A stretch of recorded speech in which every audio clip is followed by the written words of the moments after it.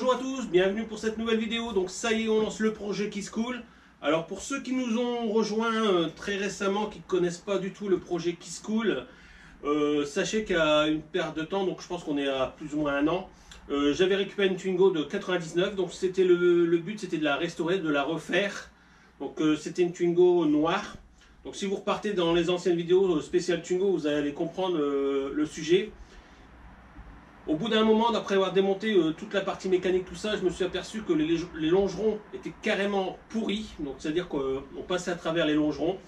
Donc vu le prix d'une Twingo, même encore aujourd'hui, ça valait pas le coup de refaire.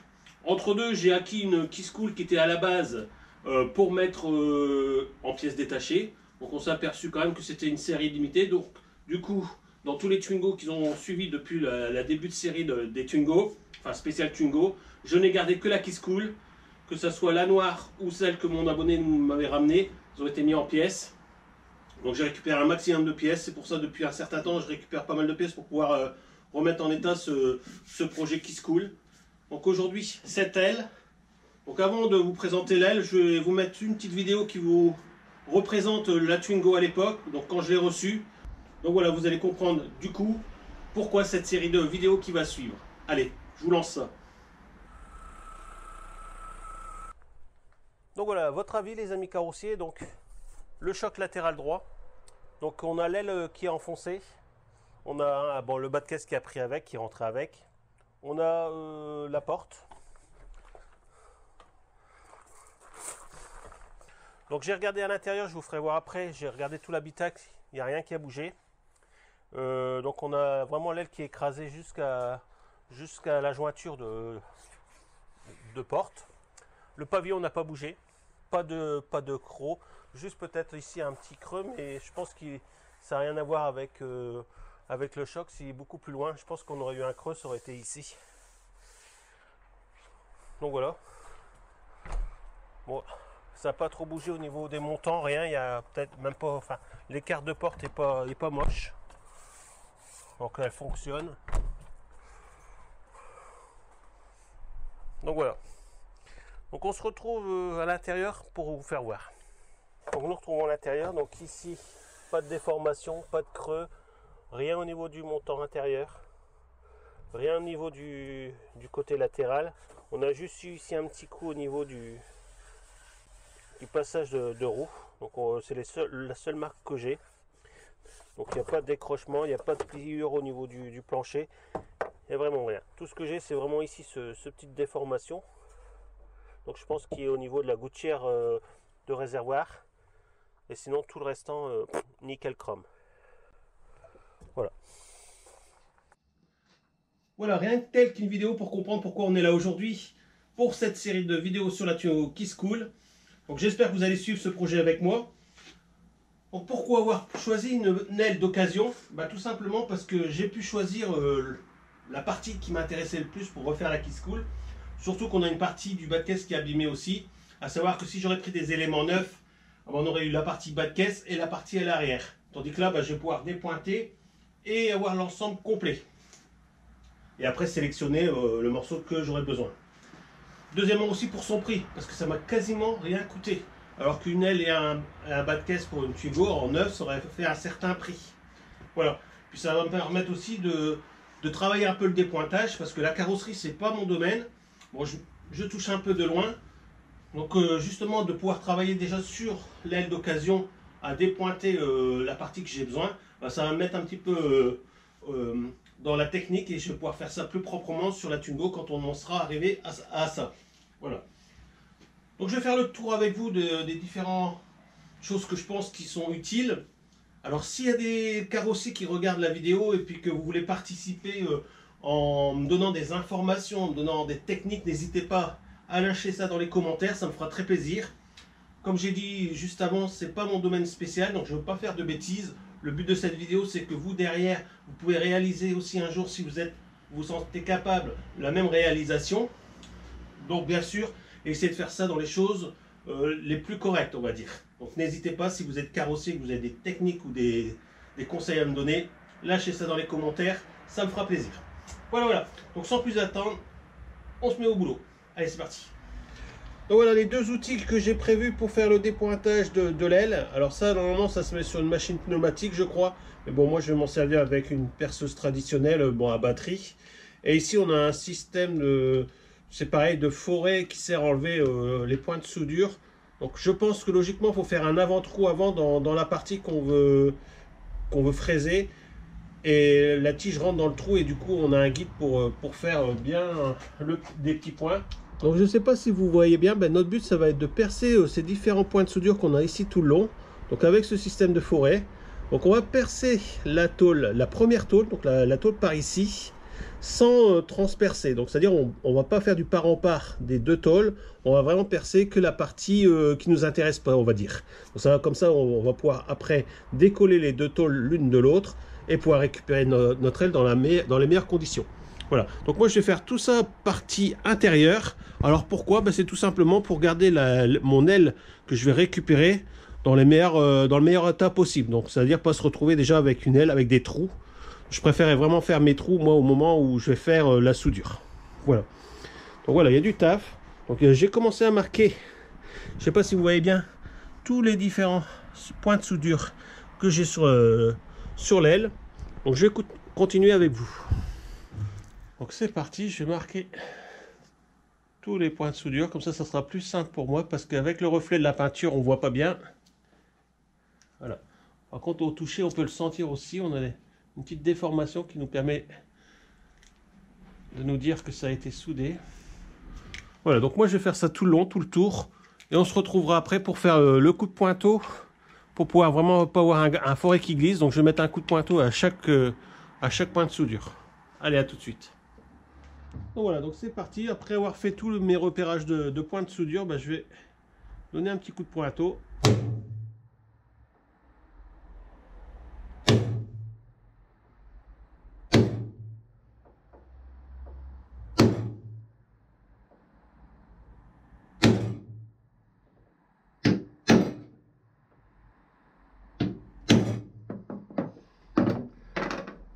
Voilà, donc du coup ce coup de pointeau va me permettre de mettre ici la petite pointe que j'ai au bout de mon forêt plat. Voilà, et je vais pouvoir commencer à entamer la première tôle.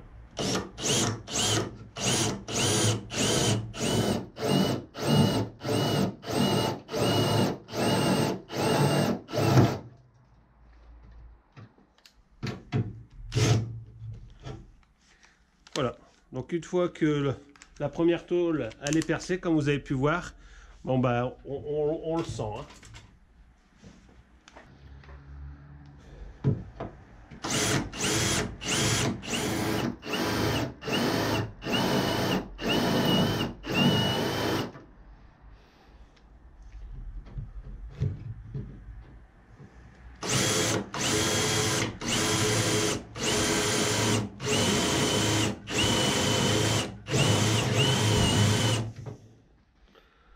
Donc voilà, ben moi je suis parti pour un bon moment. On se reprendra peut-être entre deux quand j'aurai avancé un petit peu. Voilà, donc c'est parti pour moi. Je pense que je suis parti pour une paire d'heures là.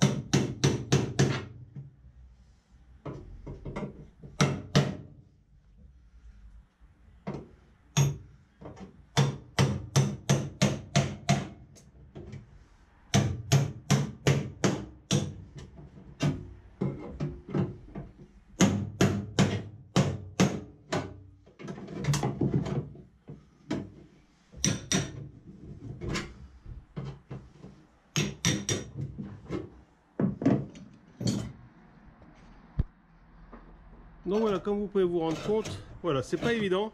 Alors il y a eu des moments, alors je sais pas si je peux vous montrer. Ah ouais, ici. Alors j'ai passé à travers.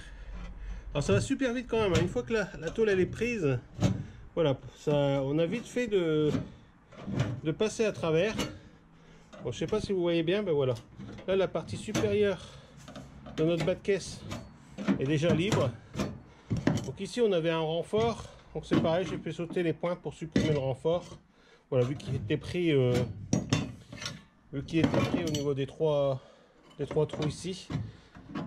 Donc j'ai dépointé l'ensemble pour que ce soit plus simple. Voilà. Donc tu vois, voilà, ça bouge bien. Donc je vais continuer par ici, tout doucement, et on refait le point un petit peu plus tard.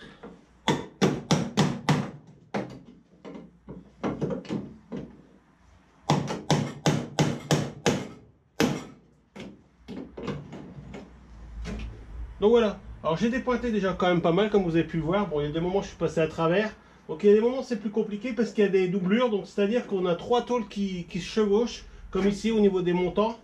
Donc du coup, ben, là je dois percer plus, là je dois percer moins parce que là on a que l'aile qui est fixée dessus. Donc je pense que je vais faire un premier nettoyage, c'est-à-dire que je vais découper toute la partie intérieure de l'aile ici pour pouvoir voir les doublures que je vais devoir supprimer aussi. Voilà, sinon le but c'est de vraiment avoir que l'aile toute nue, donc pas de doublure, rien. Vraiment l'aile toute seule. Donc je pense qu'ici derrière on va avoir des renforts, donc il va falloir aussi dépointer. Donc du coup, ben, je vais faire un premier nettoyage au lapidaire, de façon à enlever cette partie. Allez, on se retrouve après.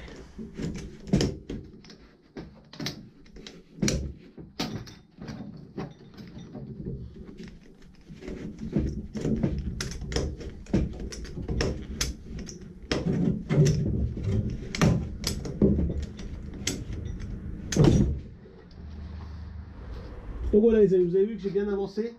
Alors j'ai découpé toute la partie ici, renfort passage de roue, après avoir enlevé la tôle qu'on avait parlé ensemble. Je me suis aperçu qu'il y avait une partie qui était collée, mais alors quelque chose de bien. Alors heureusement que j'ai fait dans cet ordre là, parce que sinon j'aurais pu déformer l'aile que je veux récupérer. C'est pour ça que j'ai pas enlevé pour l'instant tout ce qui était renfort. Parce que plus j'avance et plus ça bouge de partout. Alors j'ai pas envie de déformer l'aile arrière.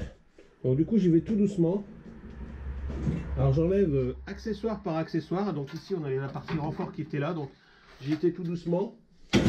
Quand vous avez vu que j'ai repris la vidéo, j'étais en train de décoller après avoir dépointé la partie ici de renfort. Parce que plus j'avance vers l'aile et plus je me retrouve avec des éléments qui sont collés et soudés. Donc je vais vous faire voir quand même comment c'est abusé au niveau de la colle.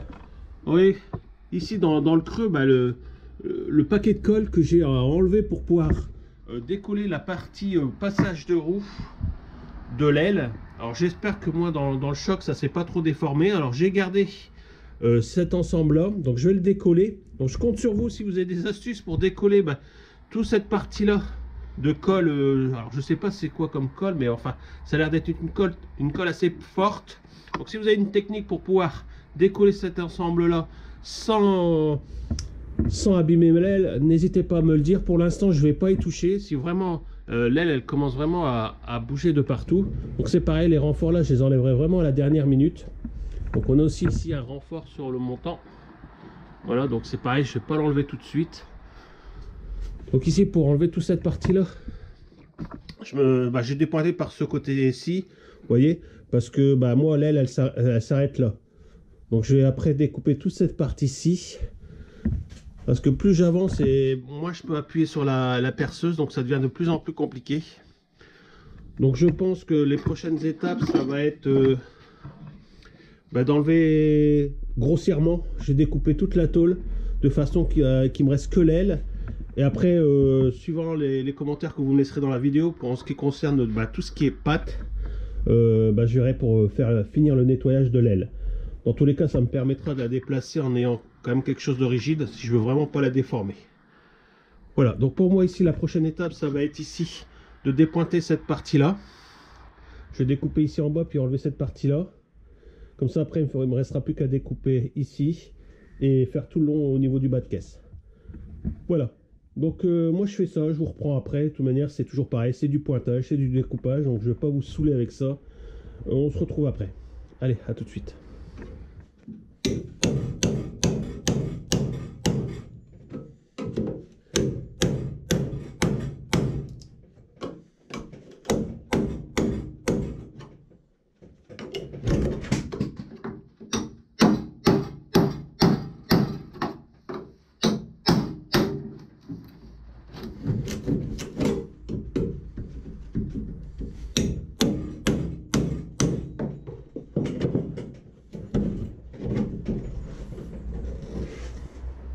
Voilà, donc ça avance pas mal. Donc ici je vais remettre une pince bloc pour l'instant, histoire de ça bouge pas trop.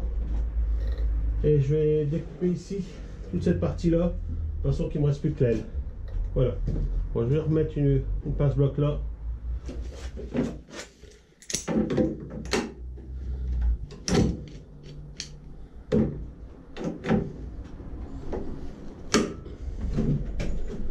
Voilà, c'est parfait.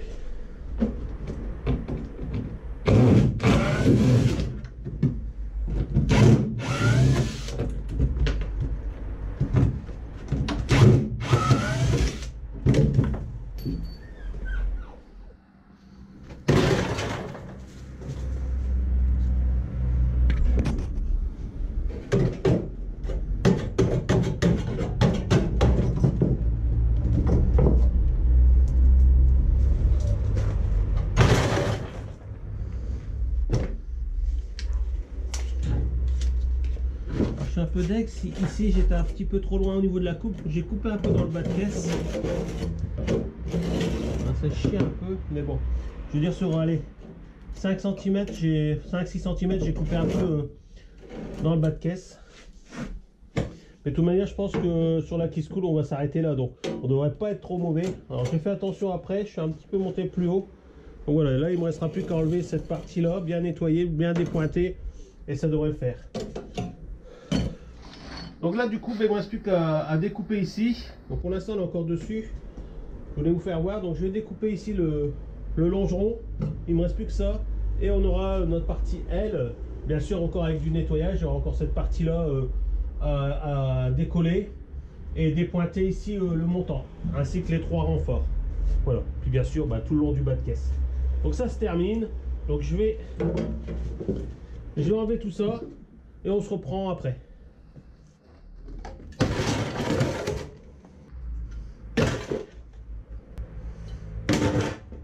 Donc voilà les amis, ça y est, le plus gros est fait. Donc il me reste 2-3 renforts à faire de l'intérieur, mais bon pour l'instant pour manipuler l'aile, je préfère qu'il soit en place. Il me reste avec votre aide le pare-bout à décoller, donc enlever cette colle. Bon ici une petite erreur de ma part, donc sur 5-6 cm, j'ai coupé un peu le disque qui est passé à travers le bas de caisse. Bon, rien de méchant. Et sinon je suis passé 5 ou 6 fois vraiment à travers les points de soudure. Donc je pense que dans l'ensemble c'est plus ou moins correct. J'ai l'élément de carrosserie qu'il me fallait pour la Keyscool. Dans l'ensemble, j'ai dû mettre peut-être 2 heures. Bon, bien sûr, avec la caméra, ça multiplie un peu le temps. Mais ouais, un bon 2 heures pour pouvoir travailler, enfin, pour pouvoir préparer cette aile. Donc, à savoir que j'ai utilisé des disques de tronçonnerie. Alors, je vais vous montrer. Donc pour tout ce qui est découpe, j'ai utilisé des disques, moi j'appelle ça des disques speed, mais c'est des disques inox, donc ils font 1 mm d'épaisseur. Ça va super bien pour tout ce qui est tôle. Donc ça s'use pas trop vite, j'en ai usé 2 au total pour préparer l'aile, donc tout ce qui est découpe. Voilà, donc du disque inox, disque speed, je crois qu'on peut le trouver même en 0,8, mais là c'est du 1 mm. Voilà. J'en parle pas souvent dans mes vidéos, mais bon là c'est vraiment l'occasion, les protections, donc un casque pour les oreilles, des lunettes pour protéger vos yeux, et bien sûr des gants assez épais, parce qu'ici on travaille quand même de la tôle à la découpe. Bon, j'ai encore ici à nettoyer sur cette partie-ci et sur la partie que j'ai découpée du bas de caisse, donc je vais passer un coup de disque lamelle, bon, pour ébavurer un petit peu. Donc surtout c'est de la découpe, donc faites bien attention à vos doigts, des gants super épais. Donc moi j'ai utilisé les gants de soudure ici. Voilà. Donc plutôt satisfait de mon travail. Je pense que tout est dit. Je compte sur vous si vous avez de la technique pour décoller le pare-bout. Donc voilà, donc je vous souhaite des bonnes fêtes de fin d'année. On se retrouve très prochainement sur la mécanique selon boule pour d'autres vidéos. Allez, je vous dis à bientôt.